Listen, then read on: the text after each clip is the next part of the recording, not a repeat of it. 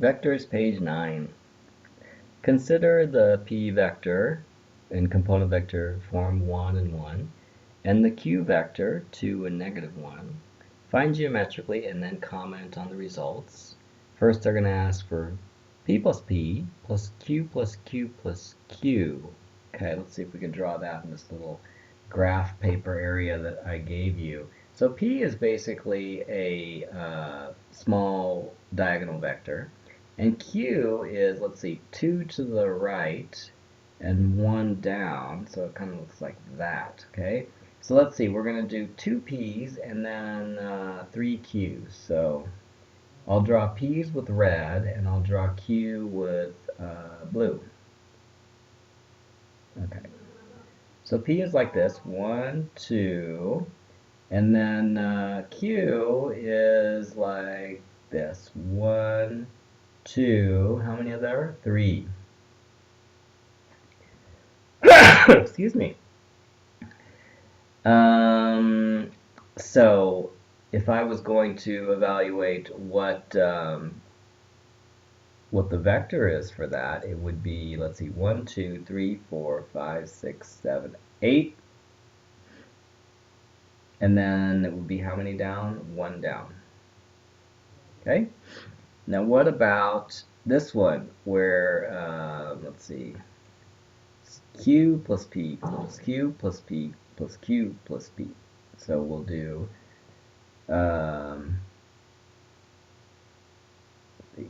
q plus p,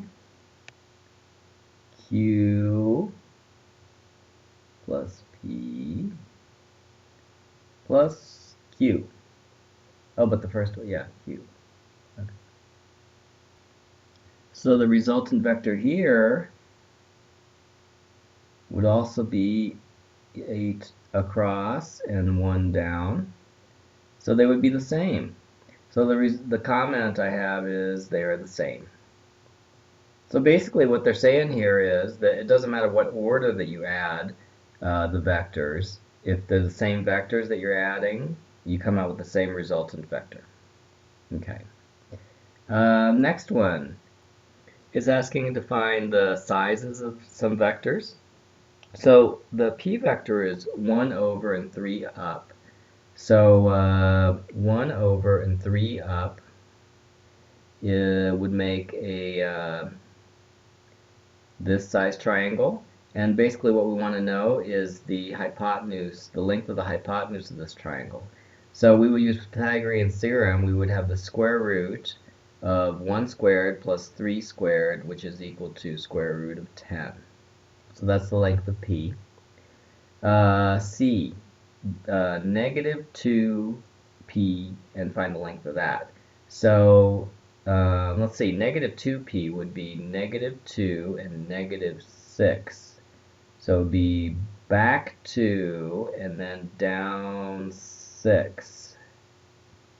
Okay, and what would be the hypotenuse of that triangle? So that would be the square root of 2 squared plus 6 squared. So that's equal to 4 plus 36, the square root of 40.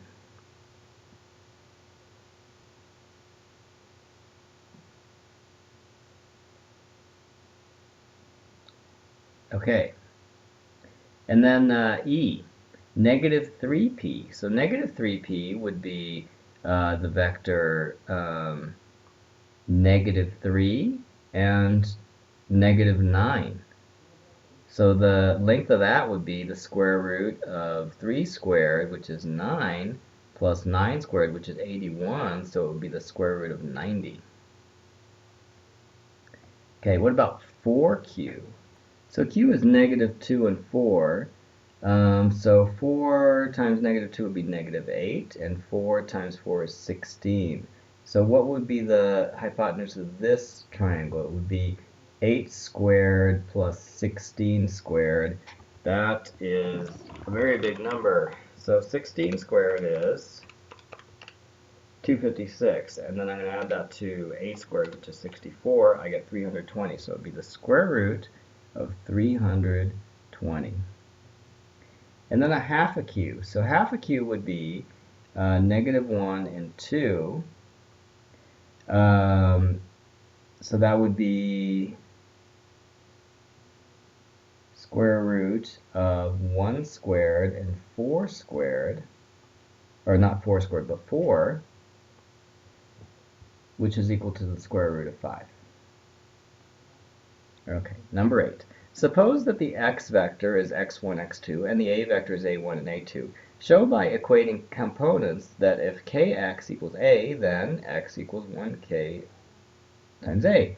Okay, so we'll substitute the component forms into here first. So we'll have k times x1, x2 equals a1, a2. So that would be the same as kx1, kx2 equals a1, a2. So kx1 is equal to a1, and kx2 is equal to a2. And we can divide both sides by k, and we'll get x1 equals 1 over k a1, x2 equals 1 over k a2.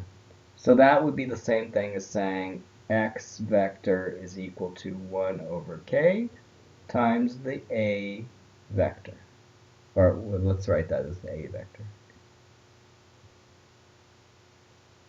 A vector. Okay?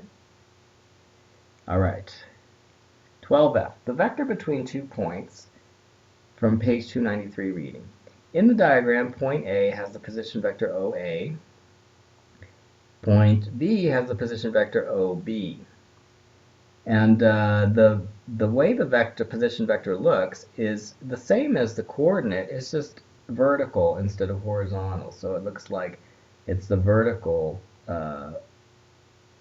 arrangement of an ordered pair. And the ordered pair is how we typically see coordinates given, but now we're going to see them given as a vector where they're shown kind of vertically.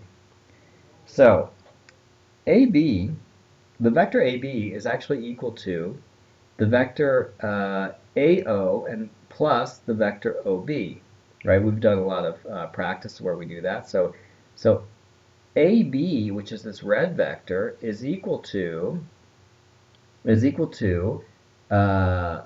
AO, which is kind of the opposite of the OA vector, plus the OB vector. Okay? And so in the end, what that tells you is that it's the OB vector minus the OA vector, or B1, B2 minus A1, A2. Okay? So basically, the AB vector is equal to B1 minus A1 over B2 minus A2. In translating point A to point B in the diagram, the translation vector is